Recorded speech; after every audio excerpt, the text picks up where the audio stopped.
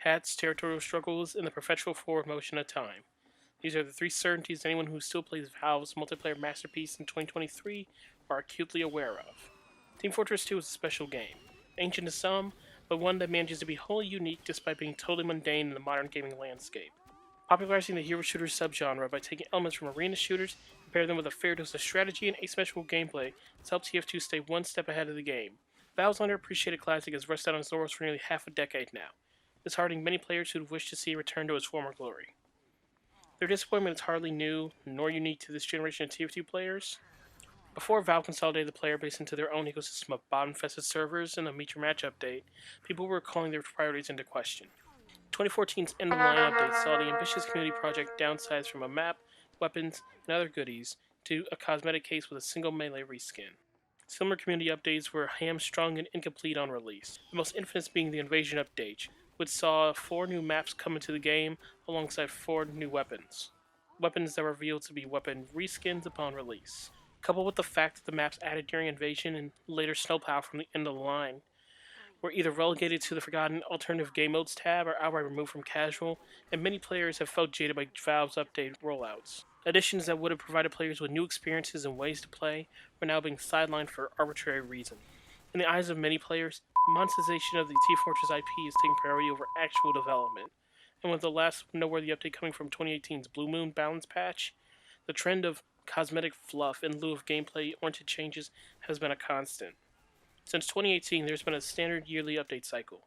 3 seasonal updates, a content pack in the summer, and 2 major updates during Halloween and Smithmas, with the primary difference between the content pack and the updates being the inclusion of maps and warpaints for the holiday months. The single universal constant for all being the inclusion of a cosmetic case and key. Cosmetics, hats, misc, however you prefer to refer to them, the reality is the same. Propping up the in-game economy with more filler for the archaic inventory system has been the central pillar in TF2 support. For $250 USD a pop, you are keeping TF2 alive for just a tad longer. But for all the cynicism and disappointment the community has suffered as a result of these long years of neglect, I found that very few people were asking or answering an important question. Just how good of a job has Valve been doing in supporting the game? Talented modelers, artists, and source engine wizards still contribute to these cases, and even though their creations don't break the cycle of neglect, they're still fundamentally shaping the culture of TF2 at an aesthetic level. And in recent years, when people have pushed TF2's aesthetics too far, the community has pushed back. In 2021, at the start of the yearly Halloween cycle, some players were horrified to find a scoured cosmetic that featured a bisected Bostonian carrying the other with cartoonish gore at the waistline. Not as a quirky extra, but as a basic mercenary grade crate reward. This received immediate pushback. Although I was in the minority who found the cosmetic inoffensive, I still found myself affected by the uproar when friends of mine saw the price of their unboxing rewards suddenly skyrocket when it was given a Halloween restriction status. A rare but crucial instance where community outcry made a change. So, while none of us could force Valve to release new or previously cut weapons, bring bottom tier unlocks and the odd overpowered armament in line with the rest of our arsenal, we can vote with our wallets to weed out the garbage from the gems. In this series, I'm going to be rating every cosmetic case released in a calendar year, and then ranking them all on a tier list for the year after each series of reviews is finished. Reviews will be the more comprehensive of the 2 formats, with the final tier list being the most concise. This series will evolve with your feedback and as I hone my craft as an editor. If feedback is positive and I'm able, one day we might see this format extend to other topics in TF2 such as maps, warplanes, and other games too. But preamble aside, our journey begins with the last few pieces of housekeeping. Opinions. What to do with them. Who cares for them? And if you don't like them, where can you shove yours? Subjectivity is a nearly impossible factor in all forms of review. There's no feasible scenario where the person reviewing your favorite restaurant will not have some implicit bias. Maybe they've only eaten at Mickey D's their whole life, and because of their warped, sodium-saturated taste buds, they can't appreciate a baked potato that isn't drenched in grease, ranch, and the BO of a community college student. This experience will shape their opinion, even if not explicitly stated in their work. Although I'll never be able to review items from a perspective outside my own, I've gone through the effort of establishing a system that will help put my thoughts in a context. And not just the context I've been playing this game since 2014, on machines that range from potato to au gratin, but it's the greater context of TF2 as a series, and as a game with a history of development as far back as the late 90s.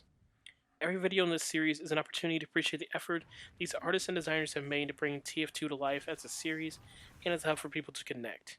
This is my contribution to our community, and I hope this will be the start of a deeper discussion. Firstly, the big words. I've already dedicated about 2 pages of this script to over explaining things most players will already understand, so I'll keep this brief. I judge TF2 cosmetics in 3 ways.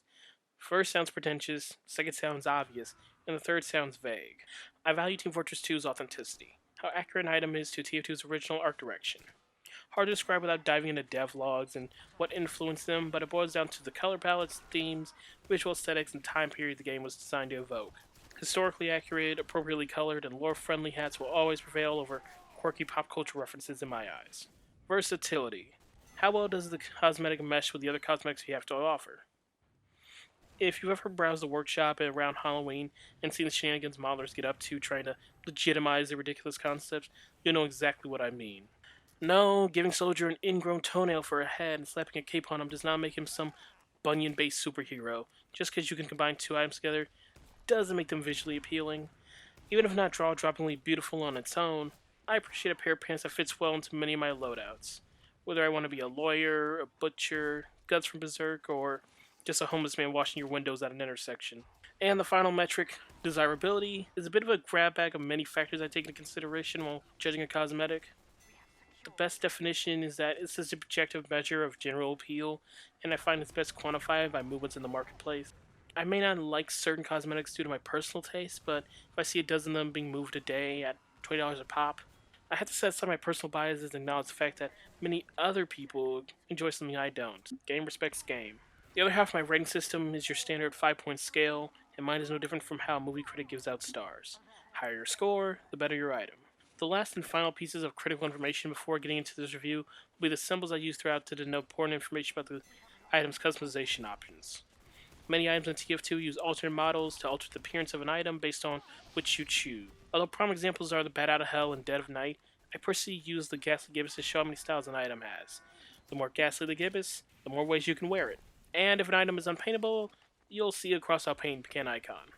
Now let's get started before this drags into a 5th page of the script. We'll be kicking off our review at Mercenary Grade, going in alphabetical order, starting with the Barefoot Brawler for Demo Man is a pair of team-colored flip-flops and striped pants, orange for red, yellow for blue. Due to how TF2's equip region system works, these aren't compatible with the bootlegger or Alibaba's Wee Booties. So take heart. If you see a demo man who looks like he just stepped off the beach, you'll be happy to know he's more likely to reduce you to big red chunks of mist than to turn you into a sushi platter. Just more likely, though. The Barefoot Brawler is the essence of good, but not great. For a class with a strong weapon variety as Demo, he's always been lacking creative cosmetics, especially in the pants and footwear slots, and the Brawler manages to be a good choice for both. It rises above gimmicks and one-trick pony cosmetics like the Loaf Loafers and the Shin Shredders, but it fails to rise to the highs of the Buck Turner All-Stars and the Breakneck Baggies. I think what keeps it from ascending in either direction is just the neutral reputation of flip-flops. They're unassuming footwear. You'll likely notice the sound they make before you notice what they look like, and that works both for and against the Brawler. A nice middle ground to start our series. The Chaser for Soldier is another quirky case where equip regions give this cosmetic some strange exceptions, but rather than restricting the Soldier, it actually opens up his options. Soldier is a class that doesn't follow the standard shirt equip region. Most Soldier body cosmetics fall under the coat classification. And, well, the Chaser follows neither. Instead, being classified under the sleeves equip region, letting you wear it with, effectively, any other body cosmetic. On top of this, this coat itself is actually really well modeled and visually appealing on its own. The darker team color of the coat helps the Soldier stand out without needing to add unnecessary visual noise. However, if you're a paint aficionado, you might be disappointed to learn that it only affects the cufflinks. Overall, a great addition to the long lineup of Soldier coats, and a frequent sight in my casual matches. What is a heavy without his vest and shirt? Well, probably naked. And while I've got most of the audience reeling from tonal whiplash, I just gotta say that I adore the combat casual for the big fella. Even though Heavy isn't lacking for choices in great shirt cosmetics, I think the combat casual has a seamless design with Heavy as a character that probably could replace his default shirt, and most people wouldn't notice. Replacing Heavy's default shirt with a team-colored sweater and a subtly plaid zipped vest is an incredibly authentic look for the Heavy. I think fits him all year round, despite being a summer edition. And while there are no specific themes that come to mind with this item, the universal appeal of the plaid and leather styles of this item means it has a little something for everyone, whether you like your fat man cuddly or crude. Pick up one if you haven't already, and your Heavy will surely thank you. This hat proclaims itself to be a binary, boring or bold, but I offer a third option. fantastic. Sniper's Hawaiian Hunter is an example of pop culture references done right. Wearing Sniper's visual design of the hat and glasses combo, the Hawaiian decks Sniper out in some floral patterns makes him a proper tourist. Whether he be wandering the Las Vegas Strip or stripping your casual matches of their will to live, this Kiwi is very cool. Scout, a merc with a mouth and a penchant for speeding past his opponents. It only makes sense that his set of pads is perfect for him. Scout has plenty of sporty and skating adjacent cosmetics. We're talking about the half-pipe hurdler or the thrilling tracksuit, but none fit the bill quite like the set of cosmetics we got in summer 2022. Even though people scoff at them and their commando cousins, this set of elbow and knee pads is as real as it gets. And if you don't like how they look, there's 5 styles to choose from, so grab a pair and catch some air. Spy is usually a class that gets spoiled with great cosmetics year round, but for some reason, Valve really dropped the ball in this case. Tactical Turtleneck has a great Archer reference for a name, but that's about the best thing that comes from its inclusion, sadly. For starters, this shirt has some really whacked out clipping. Usually the Spy chest cosmetics are decent for badges and seller items like the pocket square and lapel rose items, but Tactical Turtleneck's vest is just too thick for most of the ones to look comfortable. Most people find it looks best with a deep cover operator to complete a solid infiltrator look, or the various eye patches for a supervillain getup, but outside of that, it's just a bit too limited. Maybe if Spy had a better selection of dark pants to complement the turtleneck itself, this would be a different story, but right now, turtleneck just isn't versatile enough to get into any of my sets. And the worst part is that this is the best Spy item in the case, because, well, I just wish the other two would disappear. This one is just best left in the closet for right now. Have you ever wanted to tell someone that I'm really boring at parties without saying it out loud? Well, the team player might just be right for you. Now, I won't pretend this item isn't perfectly acceptable on Scout.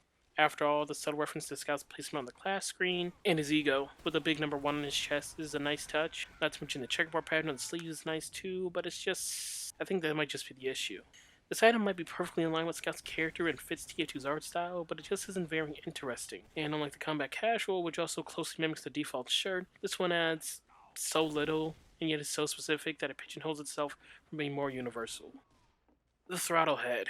Yeah, I'm not going to mince words. This one sucks. Now, some of you might be looking at the scorecard and thinking, it sucks. It's gotten average scores across the board. Sure, it ain't particularly versatile, but... And that's where I gotta cut off that train of thought and remind you that these reviews are anything but objective. Yes, Throttlehead's like perfectly serviceable and an adequate model to make Scout look as douchey as his players are, but I just don't like the hat. Unlike the heavy-duty rag and highway star that it imitates, the Throttlehead just fails in one crucial aspect of authenticity. It doesn't match the personality the character is designed for.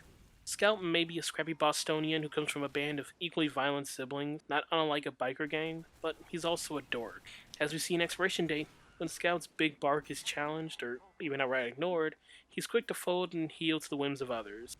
We even see fragments of his softer, less macho side in game with his taunts. Whether he's sitting in a beanbag chair enjoying a comic book, skateboarding, or squealing like a wounded puppy, Scout's boasts are clearly all show. This is why I see the Throttlehead as antithetical to Scout's personality. Instead of building on the character of Scout, makes him look like even more of a poser. Another painfully fake image that he's used to intimidate everyone, but is easily seen through clear as day. It fails to match Scout tonally, and if the selection of cosmetics is anything to go by, Valve agrees.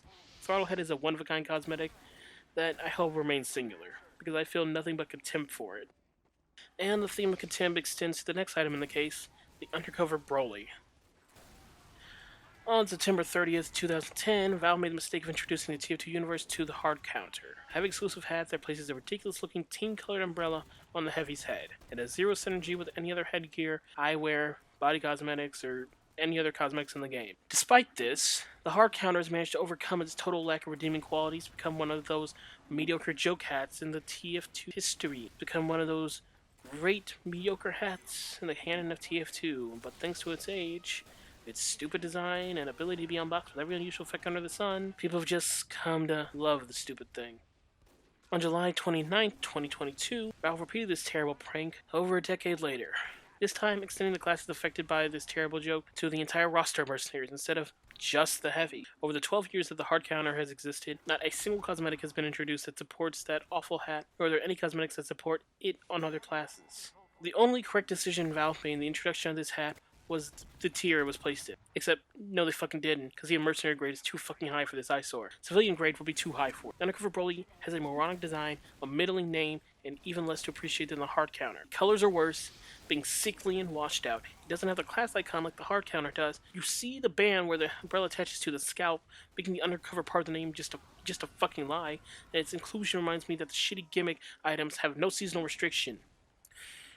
Some mistakes follow us forever, and this is one of them. The Western Realms for Engineer, on the other hand, gives me hope for the future of TF2's workshop creators. Instead of pointlessly imitating a terrible design from the past, Carvalho and Muhai, very sorry, adapted a modern design and successfully brought it to life in a new context.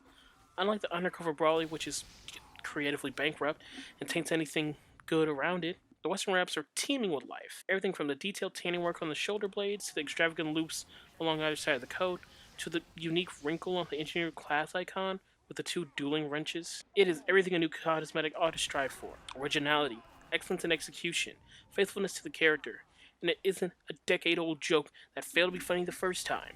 I'm sure as time goes on, more people will design items that complement its design, thus raising its versatility, but even if it remains one of one, it is a unique idea that is deserving of its place in this cosmetic case, unlike the Broly. Moving on from the Sultan Savagery of Mercenary grade, we move on to Commando grade. First to bat is the Boston Brain Bucket, a hat that gets a bad reputation as a human cannonball wannabe, despite having an identity all its own. Like the human cannonball before it, the BBB is an unpaintable pinstriped helmet for the scout that trades in the ability to be painted for a multitude of styles. However, unlike its Sleeping Dog promo counterpart, rather than just having styles slathered in decals with little significance to TF2, the BBB is full of affection for its source material, with styles that range from being a baseball to a can of bong to repping for Scout's favorite spot to pick up chicks. The helmet is chock full of fan service, and on top of that, has a sporty design that helps it blend in with the rest of Scout's sportwear. However, this and the pest paths frequently find themselves at the bottom of the Steam marketplace for Scout and cosmetics in general, and even though my heart goes out to the creators, I understand that the TF2 community has preferences for flashier, more extravagant cosmetics that will set them apart, even from people with similar outfits. Sometimes it isn't enough to be the best at what you do, you need to be the best there ever was. But the Boston Brain Bucket won't be the only sacrifice to the altar of wasted potential today. Following it is the Detective for Soldier. Firstly, the hat depicted is mediocrity defined. A squat, round fedora squeezed over the soldier's eyes and obscuring his mud chops. The detective feels incomplete. Whether it's the half name or the undercooked design intended as an anime reference, the detective manages to squander a decent design with mediocre everything else. All of this is evidenced by the similarly terrible status on the marketplace. With so few people hiring the detective, it's no wonder the soldier feels like a dick. Instead of squandering potential with a mediocre name or design, the Fizzy Pharmacist suffers from a different kind of bad luck. You see, the Fizzy Pharmacist is an immaculate cosmetic. It accomplishes everything it sets out to do across both styles. Applying the theme of the soda jerk operator to medic, two professions that are steeped in malpractice and questionable ethical solutions, the thematic resonance is second to only the combat casual. However, the thing that sinks this root beer float is how Valve advertised the item. In case previews and in the backpack, the sillier stripe version is used instead of the more traditional flat-colored version. But against all odds, I still see the Fizzy Pharmacist end game, frequently enough to cancel out its lower status on the totem pole of items in the marketplace, while still being enough of a rarity that I'd call it underappreciated. The Hawaiian Hangover for demo is... it's fine. In many ways, it falls to the category of the team player, where it is aggressively mediocre. However, unlike the team player, the Hawaiian Hangover actually carves out its own niche for demo, instead of being the in-scout sportswear cosmetic. Some people will draw parallels between the Hangover and the Dynamite Abs from the Summer 2019 pack, both being very basic shirt cosmetics that go underneath his flak jacket, with a style that removes the grenades, but I think it's a bit shallow. Demo Man is canonically one of the hardest working mercs on the team, holding down 3 jobs during the events of TF2, and supporting his double-blind elderly mother. If anyone deserves vacation, it would be Demo. And based on how this thing consistently sells in the upper register demo cosmetics on the market, many people agree that the more relaxed look suits the Cyclops. In the original cut of this video, I was quick to heap oodles of praise onto the lawn maker for being an innovative and fun take on the engineer's basic design. From the unique headgear that aims to replace his construction hard hat with a landscaping helmet, to replacing his welding goggles with tinted glasses and earmuffs, this cosmetic is a slam dunk. And I stand by this opinion. And I really didn't want to rewrite the slide. The Lawmaker totally flips the single word item trend on its head, where the detective is middling and bland, or the chaser is good looking and poorly named. The Lawnmaker is a clever portmanteau of mower and lawmaker, and delivers on the name in every sense of the word. Although the main style is less versatile than its offshoot, it's a seamless addition to Engineer's wardrobe, and more players need to get turned on by the gardening engineer. Phrasing. Swiftly moving on, the Rip Rider suffers from the same issue as its headwear counterpart. Scout looks like a poser, and the best use for this shirt is to replace the flapjack and sci-fi loadouts. Although it's better than the throttle head, it still fails to be anything more than just the next iteration of the edgy Scout loadout that I'm thoroughly sick of. The squad is right for Heavy is an excellent hat that has the unfortunate task of trying to live up to the body cosmetic that precedes it, which is a bit of a theme for this case. Anyways, one reason I don't like this cosmetic more is because someone who read the comics and adores Heavy characterization as the loving family man who does terrible, violent acts because he's being persecuted by his own government and sends all as much as money. Anyways, the only reason I don't like this cosmetic more is because, as someone who's read the comics and adores Heavy's characterization as the loving family man who does terrible, violent acts, because he's being persecuted by his own government and tries to send as much money back to support his siblings and surviving parent as possible, Heavy's somebody who embodies the spirit of Atlas, taking on the burdens of the world so that people around him can succeed unimpeded. And this rings true in lore and in game. So, the idea that Heavy's a freeloader or undeserving of his lot in life, it disgusts me. I love the Heavy. Heavy works hard and cares immensely for his friends and family. Heavy is great. The hat is great. The name makes me fucking angry. Don't disrespect the Heavy. And the sole exception to the trend of excellent body cosmetics being let down by just okay headpieces is Tropical Camo for Sniper. So, I lied earlier when I said this item set only has 2 styles when it really deserves 3. Boring, bold, and fantastic. Well, let's go ahead and add bowling to the list. Some of you might see this cosmetic and then look at the Hawaiian hangover and the lack of paint region on this one and say to yourself, what do you mean this is the exception to the rule? I can't even paint the flowers on this shirt, and even though nearly every other cosmetic in this style has paint regions on them, and again, I gotta cut you off, gotta stop you.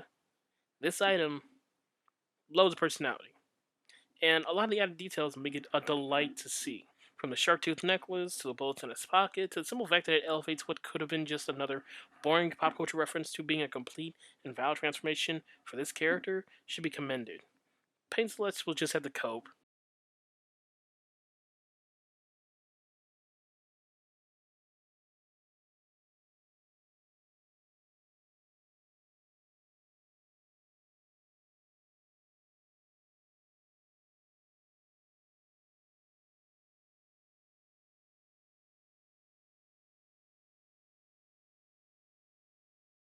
And Assassin's Grade is where this case goes from a treasure trove of great items, occasionally dampered by trash, to, well, the pits. For some reason, Valve has the worst picks for Assassin's Grade items.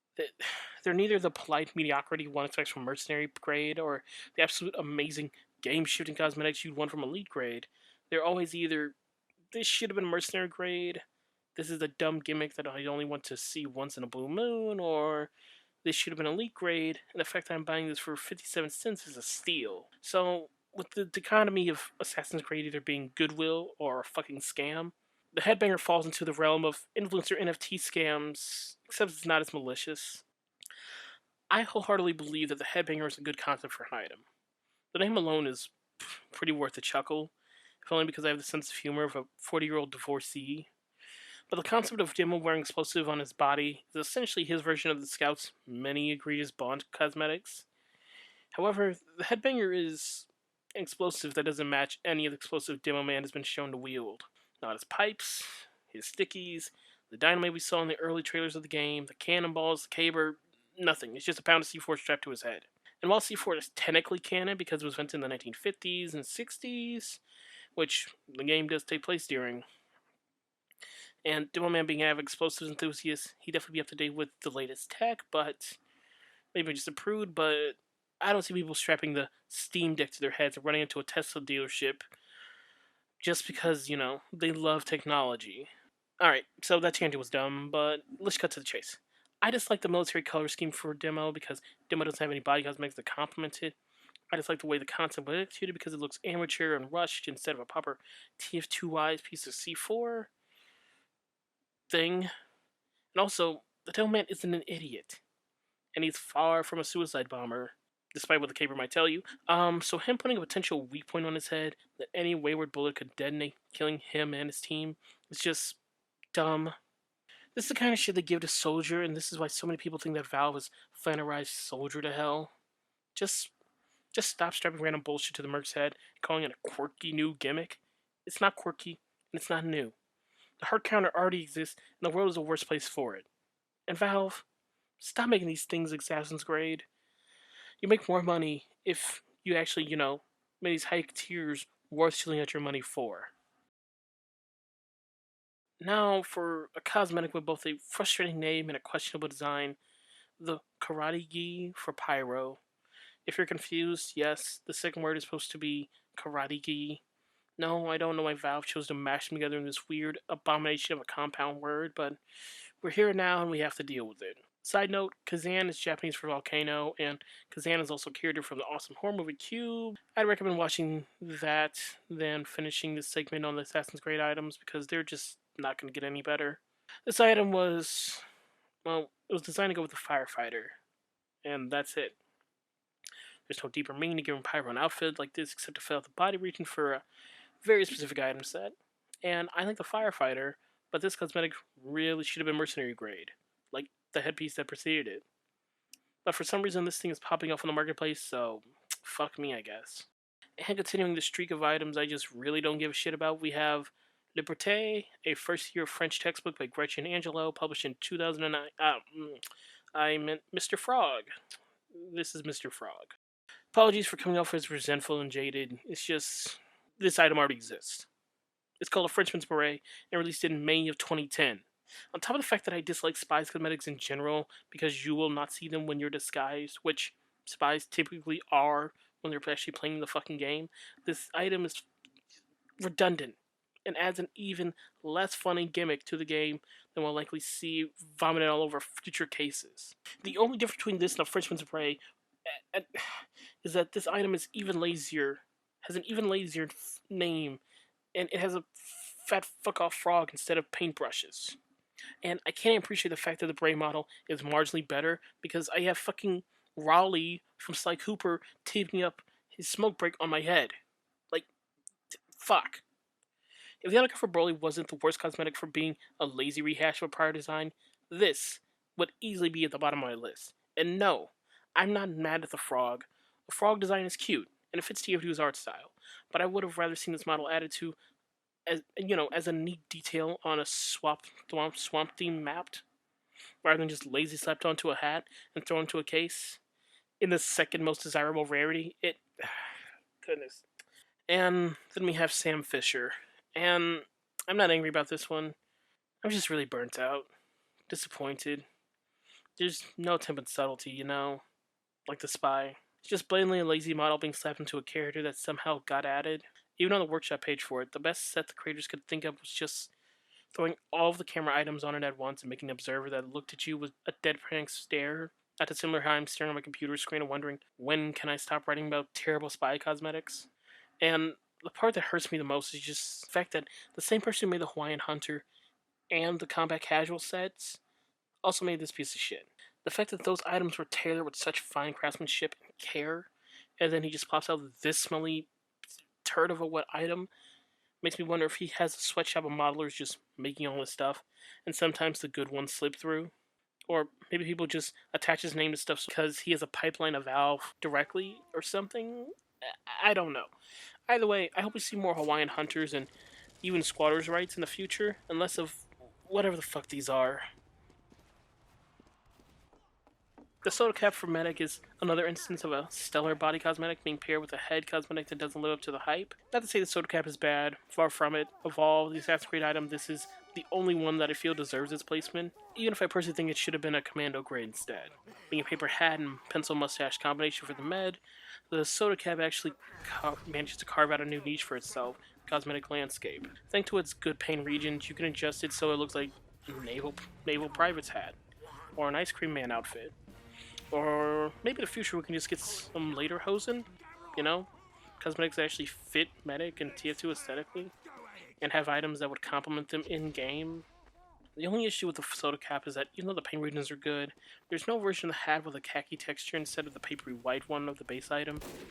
Plus, the only style options will remove the mustache, so you can't remove the hat or paint the mustache, so it just kind of limits the potential of both since you're adding a bit of variety that would make the hat just that much more accessible.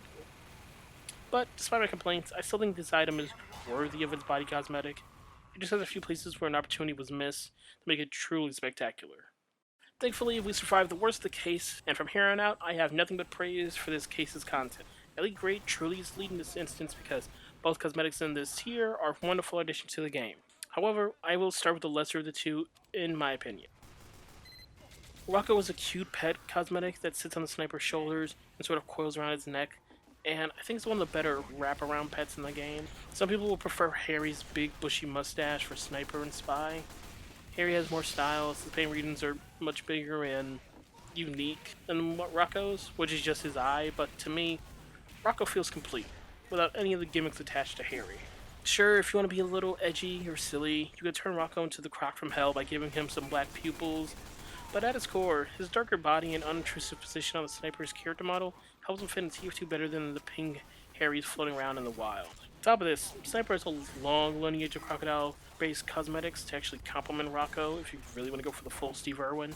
But at the end of the day, Rocco's status as an elite grade marks Rocco feeling more special than if it was just another bird sitting on his shoulder, which are a dime a dozen in contemporary TF2, where all the unique character-specific item concepts are genericized by workshoppers just being lazy and wanting to make quick money.